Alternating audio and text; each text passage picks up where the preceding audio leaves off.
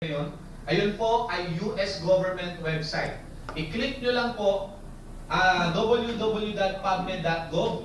I-click nyo curcumin space breast tumor or breast cancer. Ipapakita po sa inyo ang lahat ng ginawang study ng mga doctors and scientists. At lahat sila nagsasabi, okay.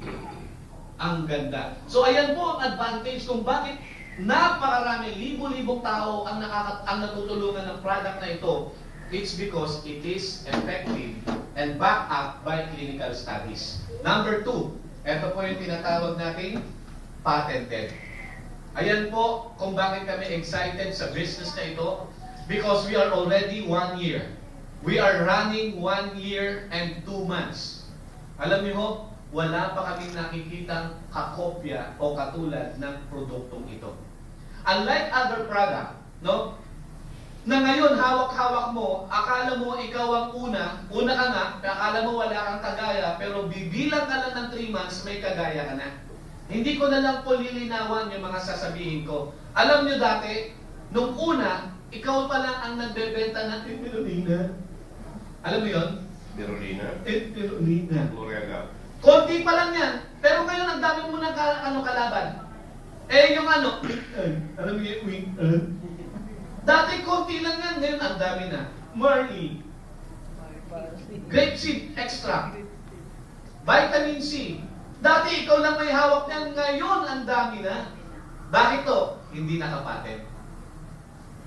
Ito po, 1 year na kami.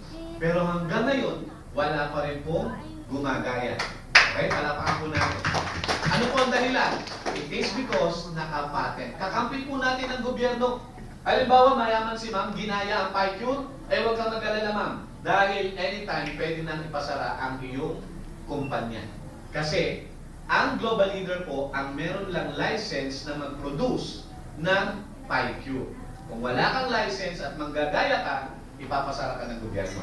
So that's number 1. And number 2 advantage. Ang number 3 advantage, ito po. Number 3 is pagdating po sa ORAC value. Highest ORAC value po sa buong Pilipinas at sa buong mundo. Makikita niyo po, ORAC value. Ano po ang ibig sabihin ng ORAC value? Ibig po sabihin niyan is Oxygen Radical Absorbance Capacity. Ricky, pwede bang mas mababaw na na definition? Okay. Nagbibigay na lang po ako ng example sa inyo para malaman nyo kung ano ang ORAC value. Ang ORAC value po ay nagme-measure ng antioxidant sa katawan. Ang antioxidant po ay napakahalaga para hindi ka magmukhang matanda. Ang antioxidant po ay mahalaga para ikaw ay laging malakas, hindi ka mabilis magkasakit, mabilis ang iyong memory, okay? Dahil po sa antioxidant. Pag ayan ay nawala sa katawan mo, ang antioxidant, mag-uumpisa na kumulubot ang iyong balat. Tingnan mo yung balat mo. Huwag mong tingnan yung katabi mo, balat mo lang. Baka magalit eh. Balat mo lang. Pag ayan ay kumukulubot, ibig sabihin, umihina na ang antioxidant mo. Okay? Lumalabo na ba mata mo? Ang dahilan dyan, yung antioxidant mo bumaba. Sakitin ka na ba ngayon? Sipunin ka na? Mahina ka na ba maglakad ngayon? May arthritis ka na ba? O kung ano-ano ng sakit meron sa'yo? Ang dahilan dyan ay ang pagbaba ng antioxidant level mo sa katawan. Malinaw na kung ano ang antioxidant. Halimbawa pa po, para makita nyo po kung ano ang ginagawa ng antioxidant, papakita ko po sa inyo. Sino po dito ang nakakaalam kung ano ang antioxidant? Taas ang kamay. Okay? Sino po dito ang hindi nakakaalam ng antioxidant? Yan.